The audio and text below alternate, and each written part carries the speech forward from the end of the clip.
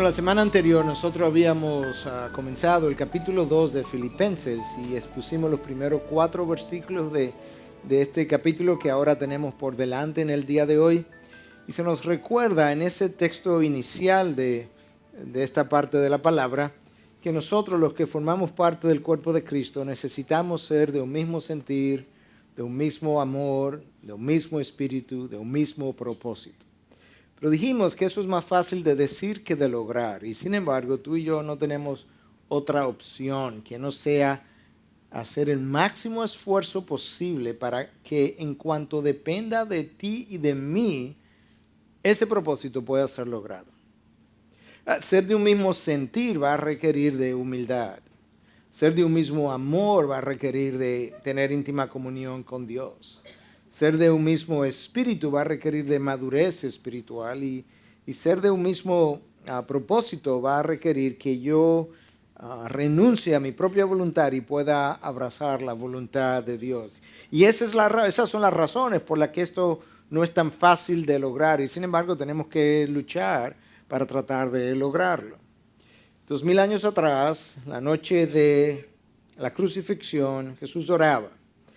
Y en esa oración del aposento alto, Jesús oraba por algo muy específico que tenía que ver precisamente con este pasaje. En el sentido de que Él le pidió al Padre 3 veces, una detrás de la otra, con intensidad, que nosotros, los que somos sus discípulos, pudiéramos llegar a ser uno, como el Padre y el Hijo son uno. Y Dios, 2000 años después, no ha visto la oración de su Hijo materializada.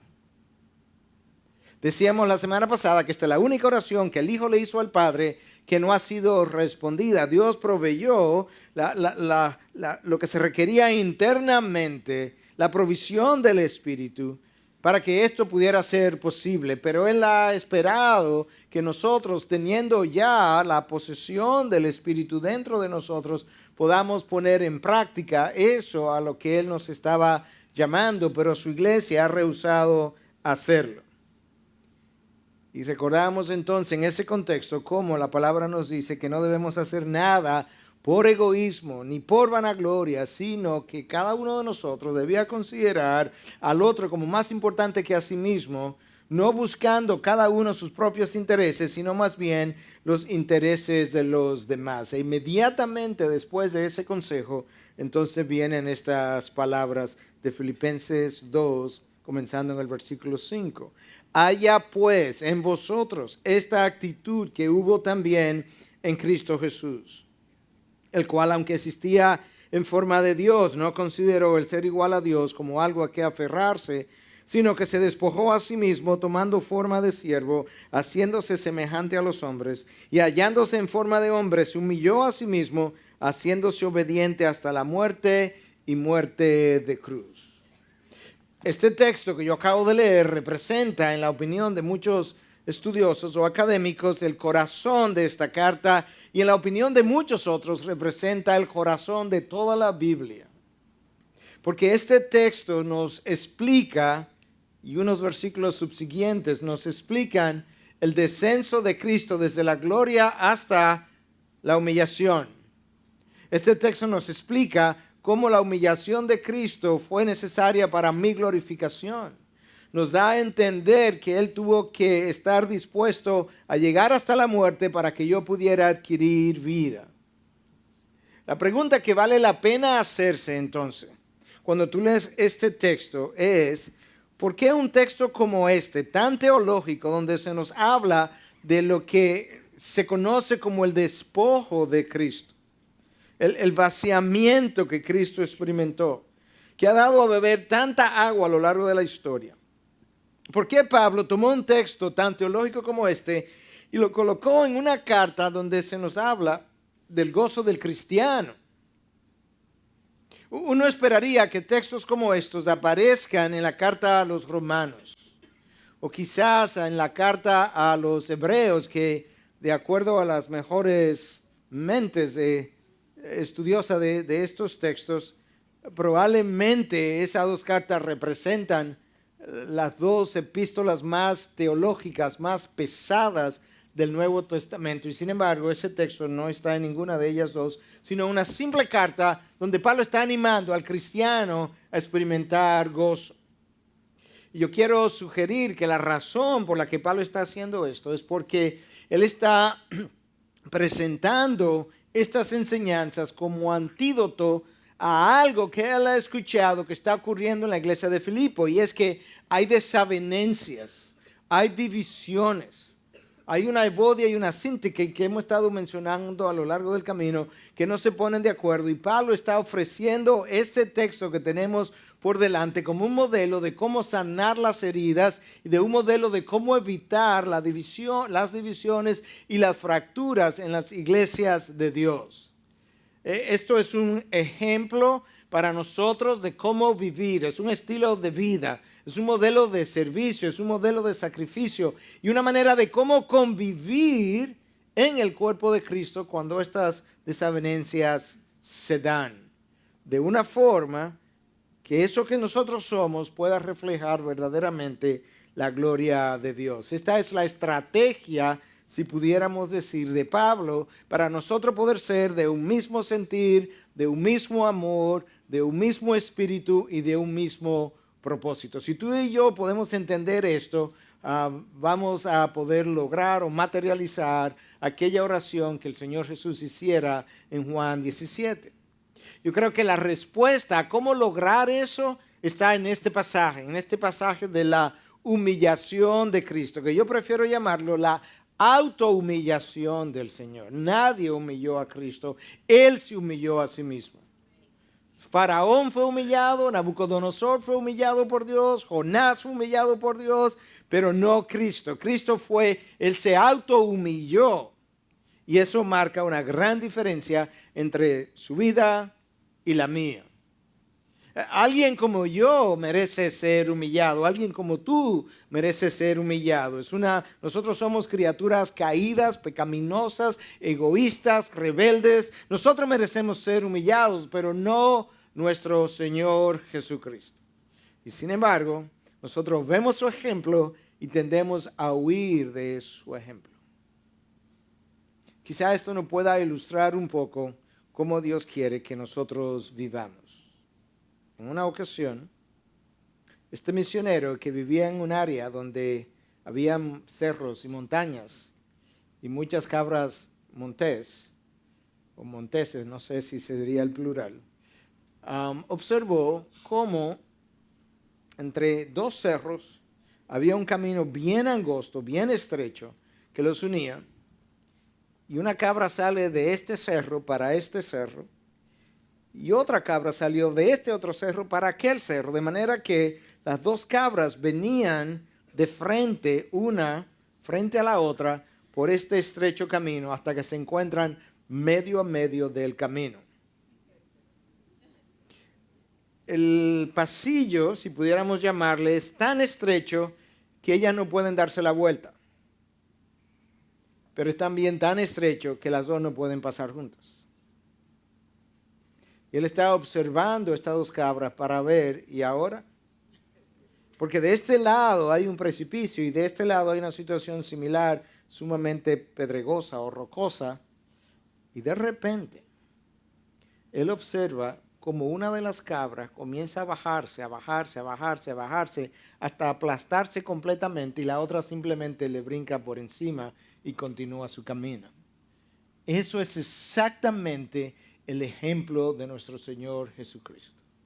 Como Él descendió y descendió y descendió y descendió para que nosotros pudiéramos pasar por encima de Él al otro lado, donde está la gloria y la salvación nuestra.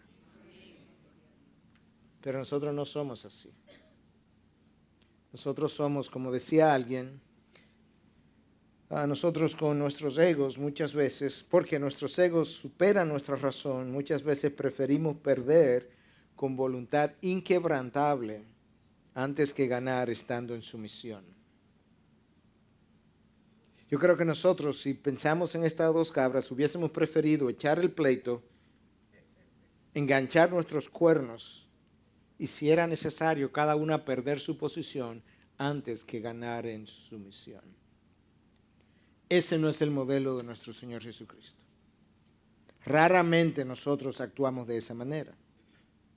El texto que yo tengo por delante no tiene paralelo en la historia redentora. Nadie ha hecho, nadie ha vivido, nadie se ha vaciado, nadie se ha despojado de la forma que nuestro Señor Jesús lo hizo. Decía alguien que si realmente tú quieres saber lo que un hombre es, tú lo que necesitas es darle privilegios, no poder. Y que entonces lo observes cómo él maneja sus privilegios. Y si eso es cierto, entonces ciertamente nadie ha sido mejor siervo que nuestro Señor Jesús, porque nadie ha sabido manejar el poder, la autoridad, la posición, la posesión, el conocimiento que él tenía de Dios, el conocimiento de las Escrituras mismo, como Jesús lo hizo, de tal forma que él mostró lo que verdaderamente es un siervo.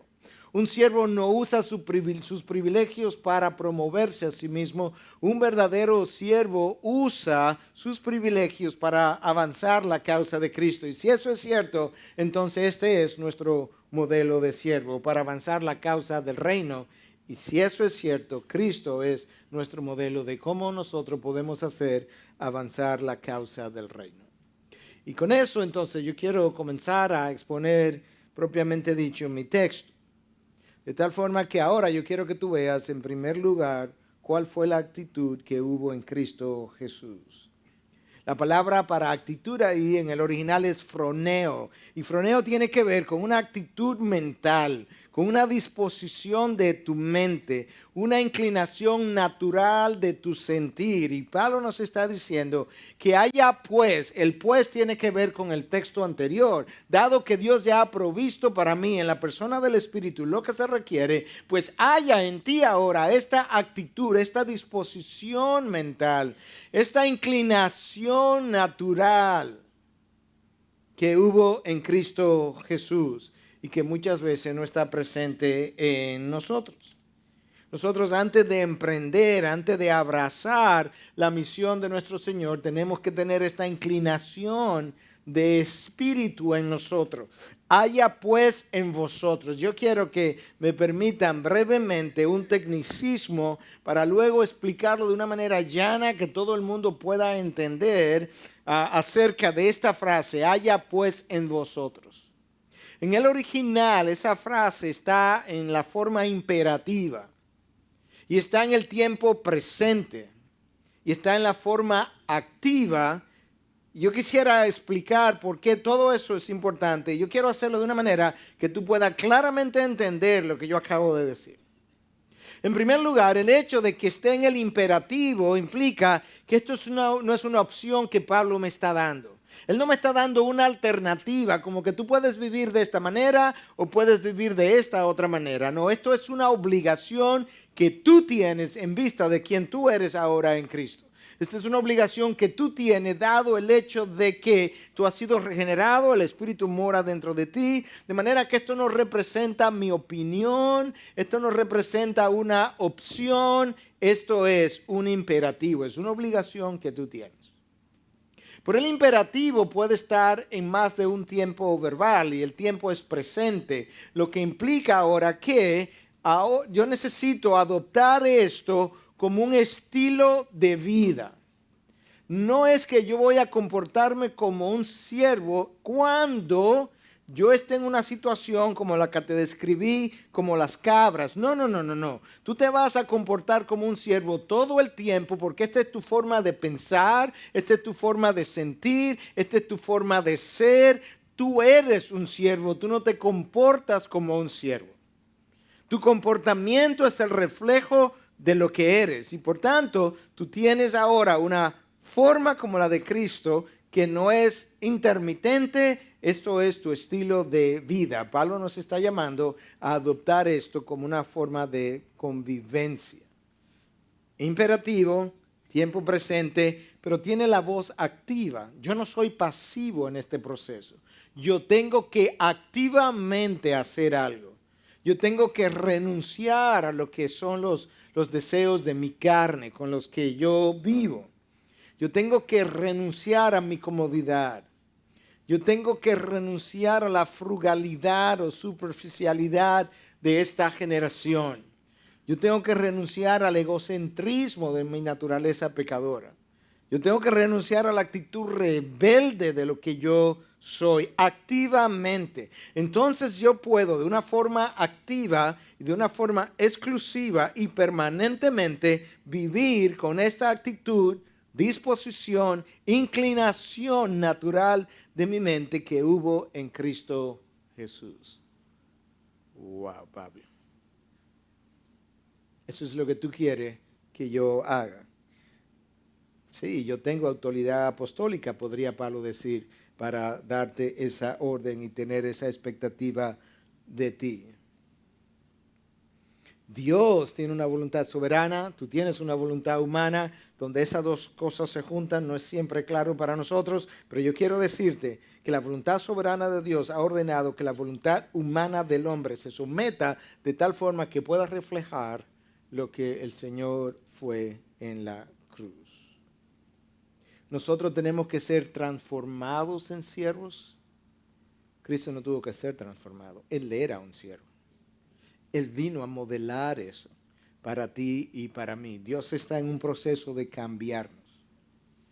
De tal forma que su ejemplo y el tuyo y el mío son muy distintos. Yo tengo que ser sometido, Él vino a someterse voluntariamente. Nosotros tenemos voluntades más como la de Pedro y como la de Juan y Jacobo. Escucha este poema escrito por alguien de nombre Robert Raines y que Ken Hughes usa en su comentario sobre Filipenses. Escucha lo que dice. Yo soy como Juan y Jacobo. Señor, yo evalúo a los demás en términos de lo que ellos puedan hacer por mí y cómo ellos puedan avanzar mis programas, alimentar mi ego, satisfacer mis necesidades y darme ventaja estratégica. Yo me aprovecho de las personas, aparentemente para tu gloria, pero en realidad es para mi gloria. Señor, vengo a ti a obtener una posición ventajosa, a obtener favores especiales. Tu guianza para mis propósitos, tu aprobación para mis ambiciones, tu cheque en blanco para lo que yo quiera. En definitiva, yo soy como Juan y Jacobo. Y tú eres como Juan y Jacobo. Y nosotros somos como Juan y Jacobo. Pablo dice, no. Haya en vosotros esta actitud que hubo en Cristo Jesús. Yo quiero que notes entonces no solamente esa actitud que hubo en Cristo Jesús, sino que yo también quiero que tú notes el abandono de su posición, porque el texto del versículo 6 dice, el cual aunque existía en forma de Dios, no consideró el ser igual a Dios y abandonó su posición. Él existía en forma de Dios todo el tiempo. La palabra forma ahí en el original es morfe y habla, según los estudiosos, de algo que tiene una expresión externa porque es así internamente. Jesús externamente lucía como Dios porque internamente Él era Dios. Y siendo Dios y no pudiendo Dios cambiar, entendemos entonces que Él existía siempre en esa misma forma de Dios. Dios es inmutable, por tanto, Él existía, Él era Dios, Él tenía esa posición encumbrada desde todos los tiempos. Y decide, estando en esa posición exaltada, decide encarnarse. La encarnación de Cristo es suficiente humillación para la divinidad. Que Dios se haga hombre, que el Creador se haga criatura, ya es suficiente humillación. Que el santo sea hecho pecado es humillación, pero su humillación no comienza en la cruz, su humillación comienza mucho tiempo antes. Que el Dios que existe fuera del tiempo y del espacio, que el Dios que lo llena todo, se atreva a reducir su condición para estar en un útero por 9 meses en la oscuridad de esa matriz dentro de una criatura caída y pecaminosa, y luego llegado el tiempo salir por el canal vaginal, eso es un órgano, por ese canal como si fuera una simple criatura, eso es humillación suficiente para el Creador, y sin embargo, Él lo hizo. Él no es como yo. Tú y yo no hubiéramos hecho eso, jamás. El Dios que la palabra dice es tan pura, tan puro, su santidad es tan extraordinariamente sublime que aún los cielos no son suficientemente puros para Él. Los cielos que no representan ninguna condición moral, inmoral, amoral, pero esa creación ni siquiera es suficientemente pura cuando tú lo comparas con nuestro Creador. Y que Él haya decidido descender y hacerse hombre. Cristo no fue humillado. Y muchas veces Dios tiene que humillarnos. Pero escúchame, no importa cuánto Dios nos humille, jamás tú y yo, nuestro ejemplo pudiera compararse a su ejemplo. Jamás. Cuando Cristo comienza su humillación o autohumillación, Él comienza en el tope, Él comienza en lo más alto, Él comienza en el último escalón. Él no podía subir más y Él comienza a descender. Si Dios comienza a humillarme hoy, yo no voy a comenzar allá arriba, yo jamás estaré allá arriba. Yo voy a comenzar en el primer escalón, de ahí hacia abajo es donde yo comienzo a descender. Yo soy una criatura corrompida, con una mente entenebrecida, con una voluntad corrupta, con ojos que no ven, con corazón de piedra. Yo merezco ser humillado, pero no mi Dios. Este pasaje a mí me humilla una y otra vez. Este pasaje, cada vez que yo he tenido que hablar de él, enseñar de él, predicar de él, yo me siento completamente inepto, incapaz. Yo no merezco ni siquiera que Dios ponga un pasaje como este en mis manos para hablar de la autohumillación de su Hijo.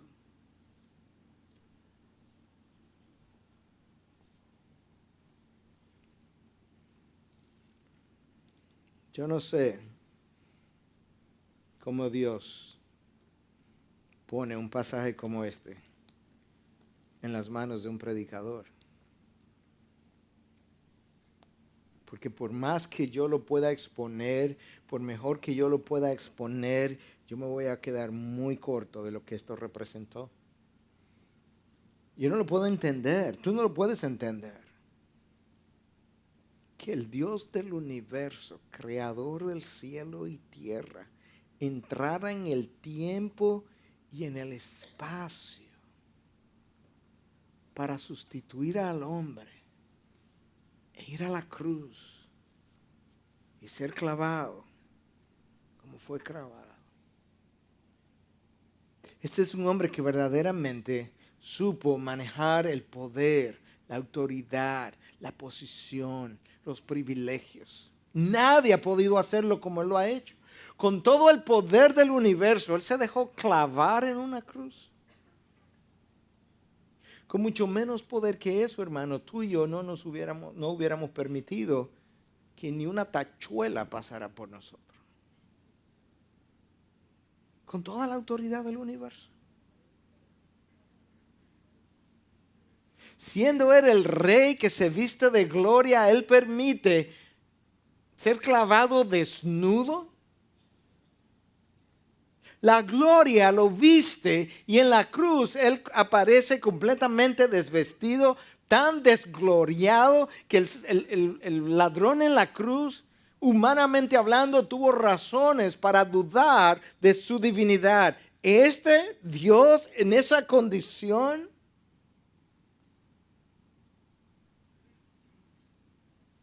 fue tu pecado que lo desnudó, fue mi pecado que lo desnudó. Con todos los privilegios de la divinidad, Él se vació de cada uno de ellos. Con todo el conocimiento del corazón de los hombres, Él toma su obra redentora, santa, inmaculada, y Él las pone o la pone en las manos de 12 hombres corruptos y pecaminosos.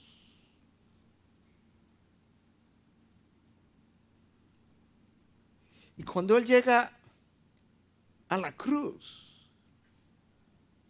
y encuentra y mira hacia abajo y ve que sus amigos más cercanos no están, la segunda persona de la Trinidad no mira hacia abajo y dice, después de todo lo que he hecho por ellos, después de toda mi entrega, después de este sacrificio, mira cómo me pagan, sino que levanta sus ojos una vez más y dice, Padre, perdónalos porque no saben lo que hacen.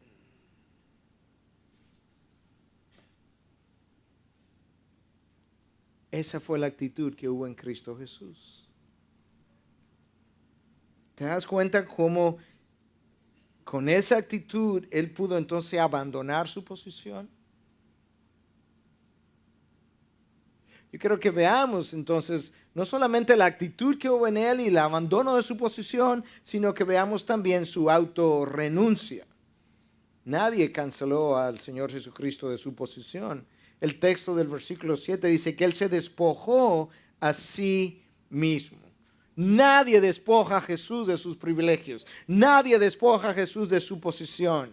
No, todo el tiempo Él consideró que si era necesario la regeneración del hombre, la redención del hombre, desde toda la eternidad, Él fue el Cordero inmolado, dispuesto a venir cuando el tiempo llegara para Él humillarse y vaciarse y despojarse e ir a la cruz.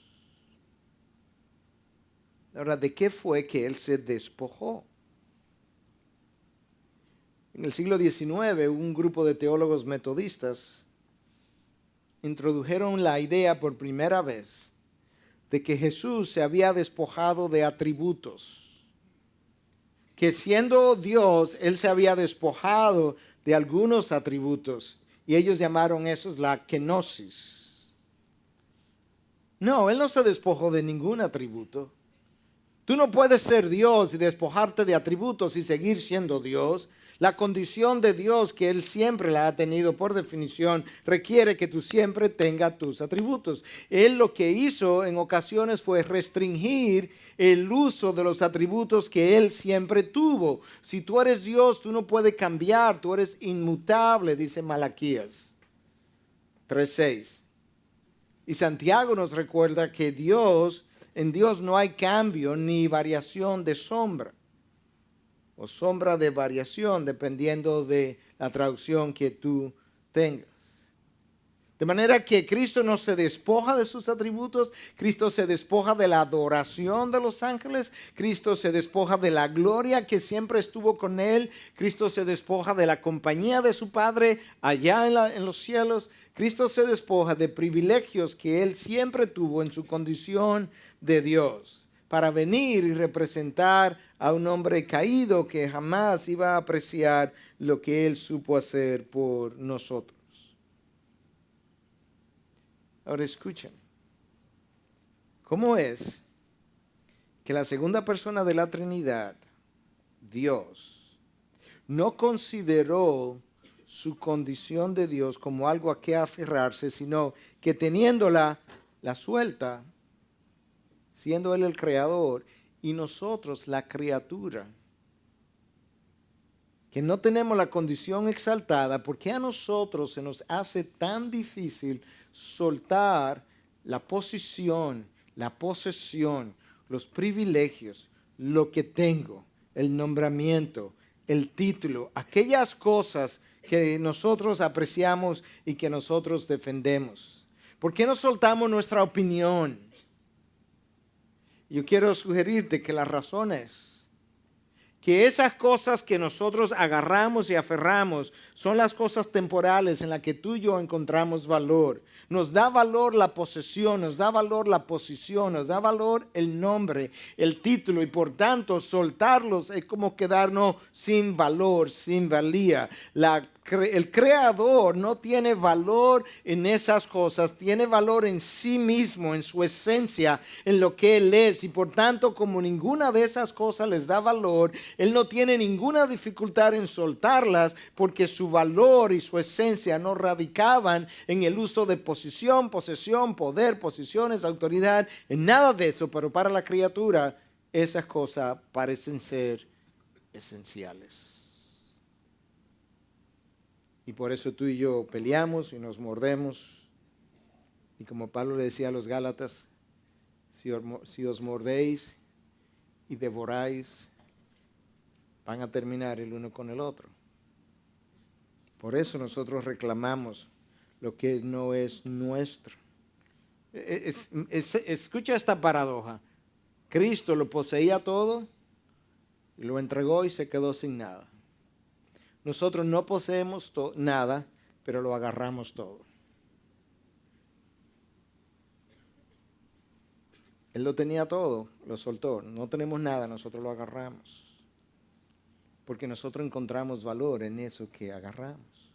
Nos creemos dueños de aquello que Dios nos da. Nos creemos dueños de nuestras propias vidas. Nos creemos dueños de las vidas de los demás. Y queremos incluso controlar lo que Dios nos da y controlar la vida de los otros.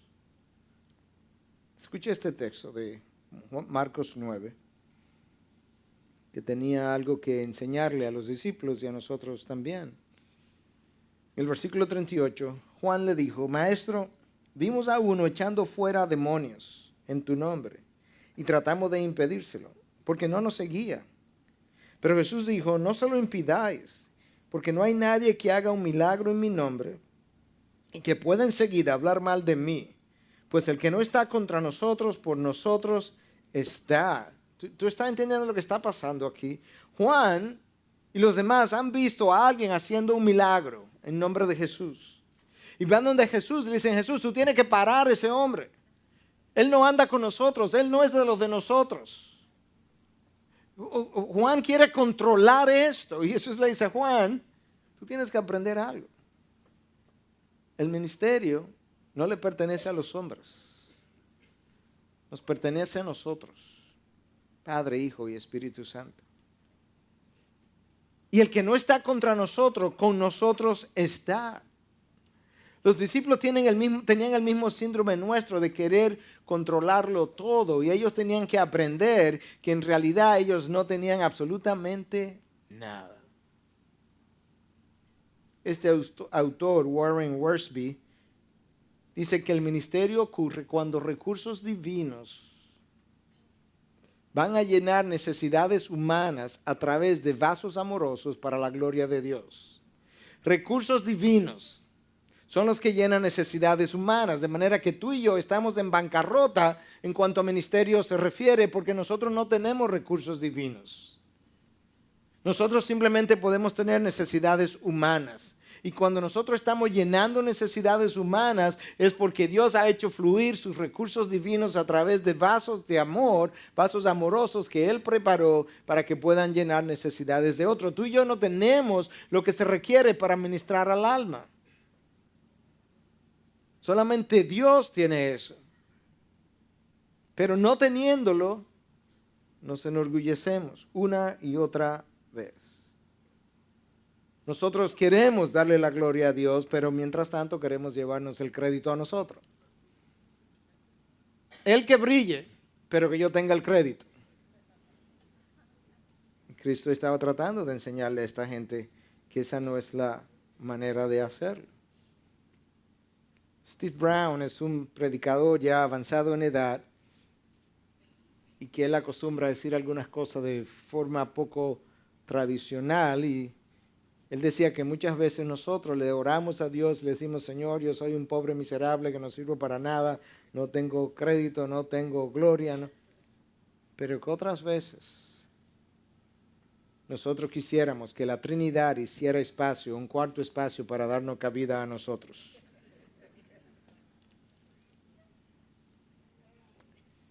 Cristo, parte de la verdadera Trinidad, se despojó a sí mismo. Esa fue la actitud que hubo en Él.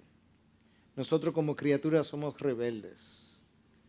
somos egoístas, somos temerosos. Y por tanto, no nos es fácil soltar las cosas que a nosotros nos dan aparentemente valor y que aparentemente nos quitan el temor. Y nos volvemos egoístas. Por eso es que nosotros queremos las luces encendidas sobre nosotros todo el tiempo.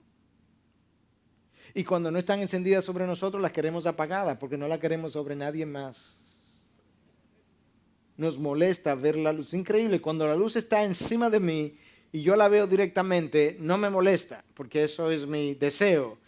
Pero cuando la luz está sobre otro y yo la veo de soslayo, me molesta la luz, pero no es la luz, es que esté sobre otro que me molesta.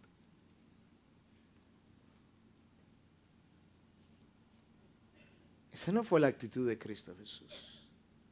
Todo el tiempo Él encendió las luces sobre el Padre. Yo no he venido a hacer mi propia voluntad. Las palabras que el Padre me ha dado, esas son las palabras que yo os doy.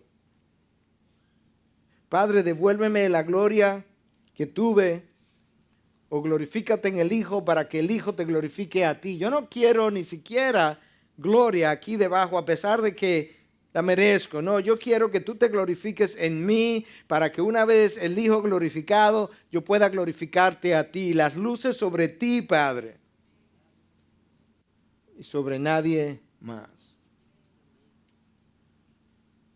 Esa actitud que hubo en Cristo Jesús no comenzó después de Él encarnarse, como decíamos. No. Esto comenzó en los cielos, antes de Él venir. En la eternidad pasada, dice el texto de la palabra, que Cristo se inmoló, fue el Cordero inmolado. Y eso habla de su disposición a renunciar. En los cielos, la manera como Dios ve el éxito y como Dios ve la promoción es al revés, en dirección contraria a como nosotros la vemos. Para nosotros la promoción y el éxito tiene que ver con ascender hacia arriba en el reino de los cielos. La forma como tú asciendes es descendiendo. Tú desciendes y desciendes y desciendes y desciendes. Y después que toma forma de siervo, tú entonces eres ascendido por Dios. Sin merecerlo, porque Dios te asciende, tú no asciendes. En su gracia, Él lo hace.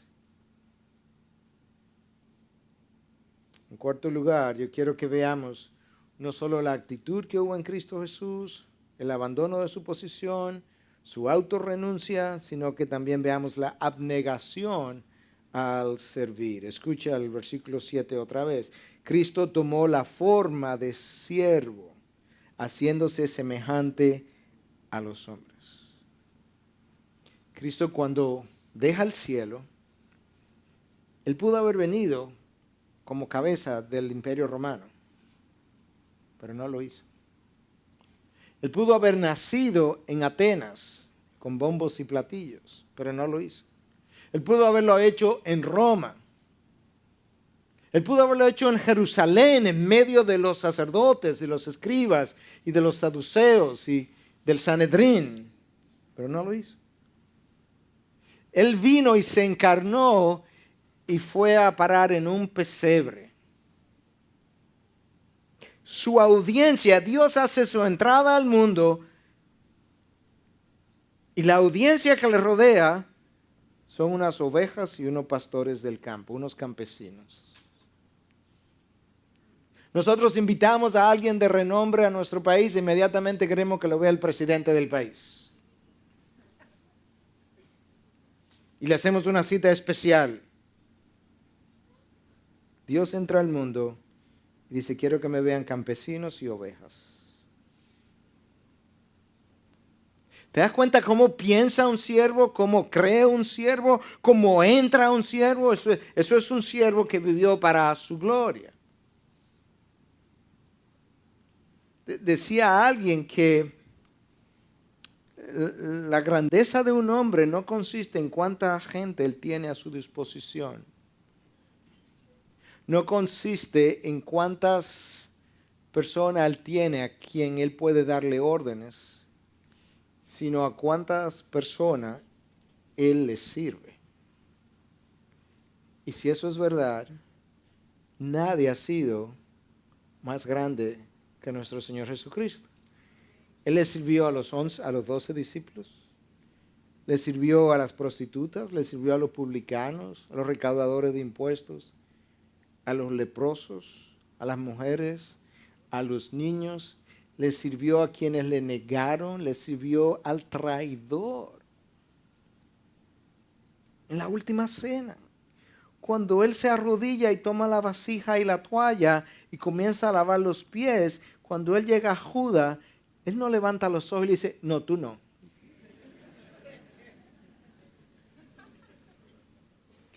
Él lavó sus pies. Porque el siervo, cuando sirve, no tiene favoritos. Él sirve indistintamente. Y ese fue su modelo, ese fue su mejor sermón. Esa noche, antes de partir, Él ilustró lo que significa la frase, aprended de mí que soy manso y humilde. Yo sé lo que es este Judas. Pero yo soy un siervo. Y estoy aquí para servir a los propósitos de mi Padre. Y cuando Cristo logró lavar los pies de sus discípulos, ese fue su mejor sermón. Sin palabras. Macheni en el año 1840 decía, el sermón del domingo dura 1 hora, a lo sumo 2. Pero tu vida predica el resto de la semana. ¿Cuál de esos 2 sermones oyen tus ovejas? Wow. ¿Cuál de esos 2 sermones oyen tus ovejas? Cuando las ovejas nos observan, cuando tus hijos te observan. ¿Cuál es la palabra que ellos han escuchado? ¿La que memorizaste de un salmo, del Nuevo Testamento? ¿O la vida que ellos están viendo todo el resto de la semana? Aprended de mí que soy manso y humilde. El orgullo y la humildad. Vamos a contrastarlos para ver cómo ellos lucen. El orgullo apenas tolera a las personas. La humildad es paciente y les sirve a las personas.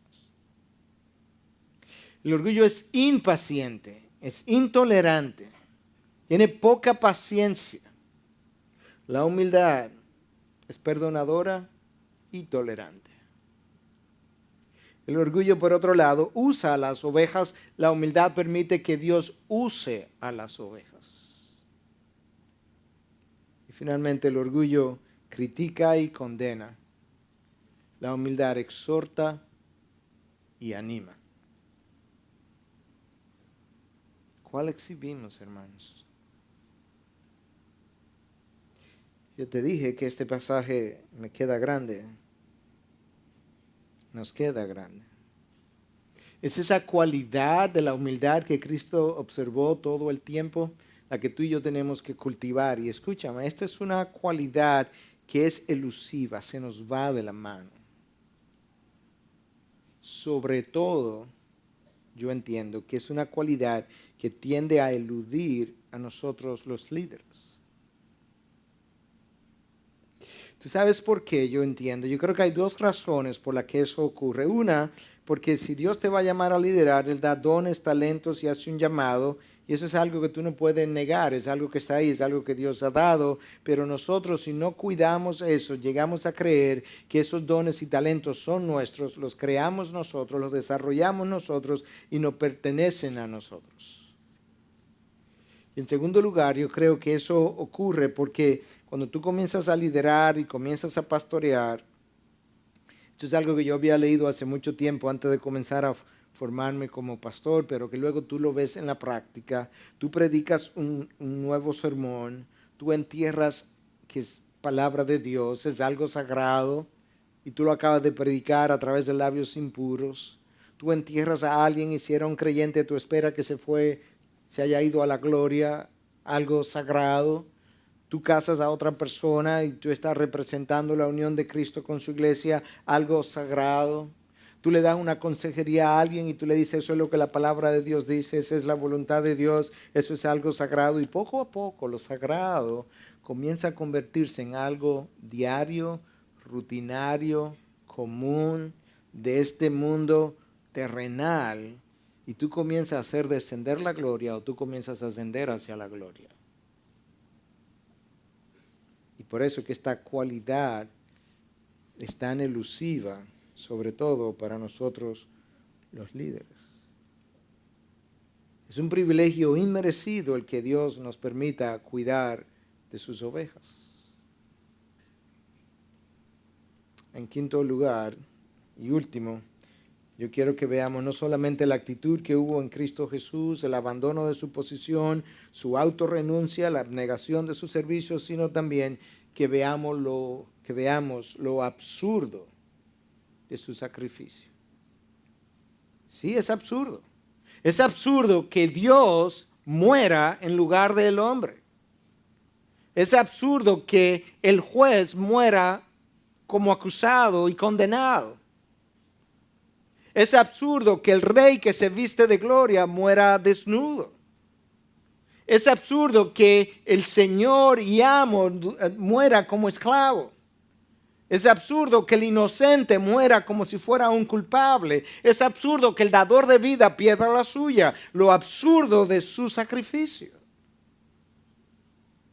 Por eso el ladrón en la cruz, viendo lo absurdo de todo esto, dice, este no puede ser Dios.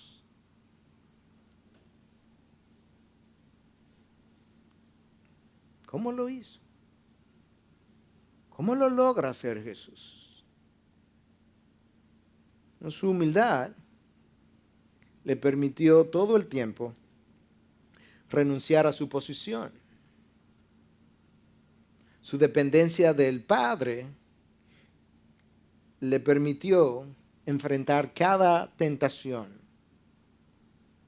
Su obediencia absoluta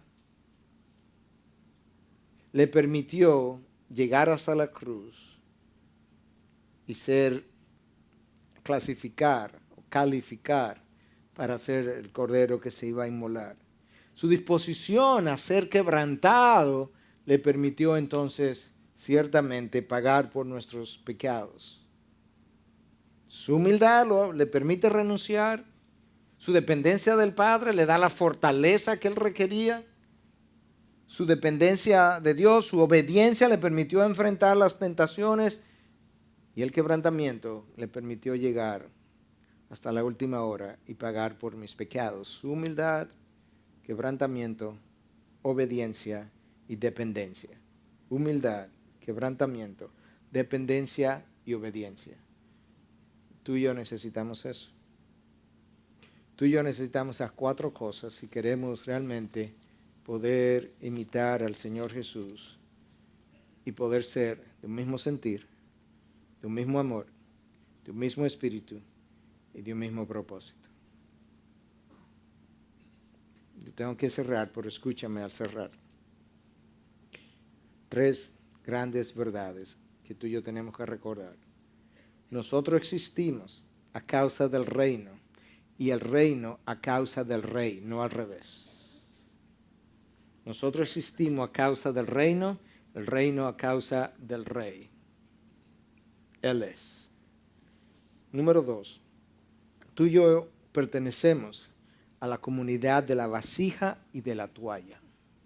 Quizá no te guste, quizá no me guste, quizá yo no lo quiera hacer, pero no hay otra comunidad que le pueda dar gloria a nuestro Dios. Y número 3.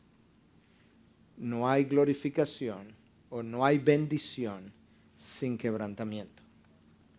No hay bendición sin quebrantamiento. Y la razón no es que Dios se goza en quebrantarme, es que sin quebrantamiento yo no sé manejar su bendición. Sin quebrantamiento yo no sé manejar la bendición que Él me pone en las manos. Si tú quieres ser vaso de bendición, tú tienes que ser un vaso quebrado primero. y tiene que estar dispuesto al quebrantamiento de nuestro Dios.